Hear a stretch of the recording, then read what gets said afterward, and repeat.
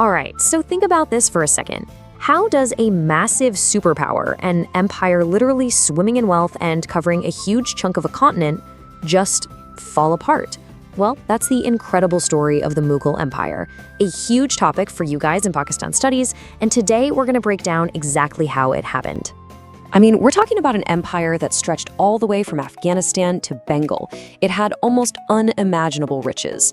That kind of power doesn't just evaporate overnight. So what went so wrong? What series of disasters could possibly bring a giant like that to its knees? Let's dig in. So to really understand the end of the story, you have to find the beginning of the end. And for the Mughal Empire, that crucial turning point is actually surprisingly easy to find. Now, take a look at this timeline, because it frames our whole story perfectly. The empire gets started way back in 1526, but the date you really need to circle in your notes is 1707. That's when the decline kicks off. From there, it's a long, slow 150-year slide into oblivion until it's officially all over in 1857. Right, so here's the key point. Emperor Aurangzeb's death in 1707 wasn't the final blow. It was more like the starting gun for the collapse. You see, he was the last of the really powerful, effective emperors, kind of like the glue holding this whole massive, complex machine together. After he was gone, well, the cracks didn't just appear. They shattered the whole thing wide open. Okay, so let's get into the nitty-gritty of how this all went down, because here's the thing. Before any enemy from the outside could even land a punch, the empire had already started to poison itself from the inside. Seriously, just try to imagine this. Every single time the emperor dies, boom, the entire country explodes into civil war. This was the built-in, fatal flaw of the whole Mughal system. There was no clear law saying who would be the next ruler. It wasn't about the eldest son, it was all about the strongest son, which basically guaranteed a bloody fight to the death between brothers every time the throne was empty. And the consequences of these family feuds were just devastating. We're not talking about small disagreements. Each one of these succession wars created a terrible downward spiral. It completely drained the treasury, it got the best and most experienced soldiers and generals killed, fighting each other, and it left the empire in a permanent state of chaos. It was like a self-inflicted wound that just never ever got a chance to heal. And that leads right into the next big problem, the quality of the rulers themselves. You know, the early Mughal emperors were tough, battle-hardened warriors, but the guys who came after Aurangzeb? Yeah, not so much. They were raised in complete and total luxury. They were way more interested in parties, poetry, and building palaces than in the hard work of, actually running an empire. And all that tax money that was supposed to be for the state, it was funding their lavish lifestyles instead. And this corruption at the top just trickled all the way down. Take the Mansabdari system. It was supposed to be the administrative backbone of the empire.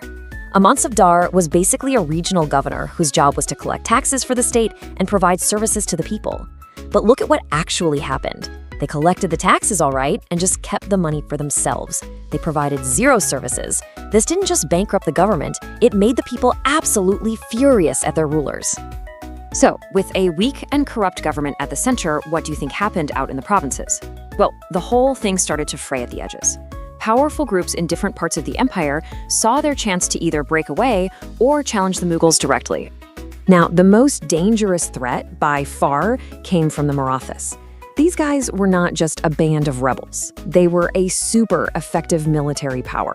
Their leader, Shivaji, was a master of guerrilla warfare, and they just kept chipping away at Mughal territory, piece by piece. And then the ultimate humiliation. In 1737, they actually sacked the Mughal capital, Delhi. That sent a shockwave across India. For a while, the Marathas, not the Mughals, were the most powerful force around. And the Marathas weren't the only ones. Up in the Punjab, the Sikhs, under leaders like Ranjit Singh, also rose up and built their own power base. All of these revolts sent a really clear message to everyone. The Mughal emperor was basically a king with no power, unable to control his own lands or even protect his own people. So just to recap, the empire is rotting from the inside, and it's being torn apart by regional forces. It's become a huge open target, and that's when the knockout blows came from the outside. And here they are, two catastrophic invasions that the weakened Mughals had no power to stop. First up, Nadir Shah from Persia in 1738. He didn't come to conquer the empire, he came to rob it, and he did. He took away the legendary peacock throne, the Kohinoor diamond. He basically bankrupted the entire state. Then, as if that wasn't bad enough, Ahmad Shah Abdali from Afghanistan invaded again and again, absolutely crushing whatever was left of the Mughal military and destroying their reputation for good. So now you have an empire that's bankrupt, its military is shattered, and politically it's in total chaos. This created a massive power vacuum, and someone was waiting in the wings, ready to fill it. Now, this is really crucial to understand. The British takeover wasn't some sudden overnight invasion. It was a slow, very calculated process. They first showed up as traders with the East India Company, but they were watching. They saw the chaos, they saw the weakness, so they started to get involved, playing local rulers against each other, taking sides in their little wars, and slowly turning their political influence into actual territory. And their motivation was pretty simple. It was a golden opportunity. They saw this massive empire just collapsing, and they knew that if they didn't take control, one of their European rivals, like the French, probably would. The Mughal downfall basically put the entire subcontinent up for grabs, and the British, with their modern army, their organization, and all that money from the company, were in the perfect position to take it all. Okay, we have covered a lot of ground, so let's pull it all together into one final clear summary. This is the slide you are absolutely going to want to remember for your exams. Here they are, the 6 key reasons for the Mughal collapse. The best way to think about it is like a chain reaction. It all started with the internal problems, weak rulers and constant civil wars. That led to a corrupt government. That weakness then allowed regional powers like the Marathas to rise up. All that chaos then invited foreign invasions that bankrupted the empire. And finally, into this huge mess stepped the British, who were organized and modern enough to just take over the whole thing. And that brings us to our final question for you to think about.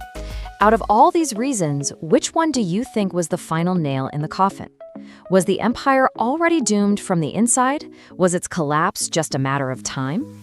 Or was it the arrival of a superior outside force like the British that was the true point of no return? It's a great question to think about. Thanks for watching.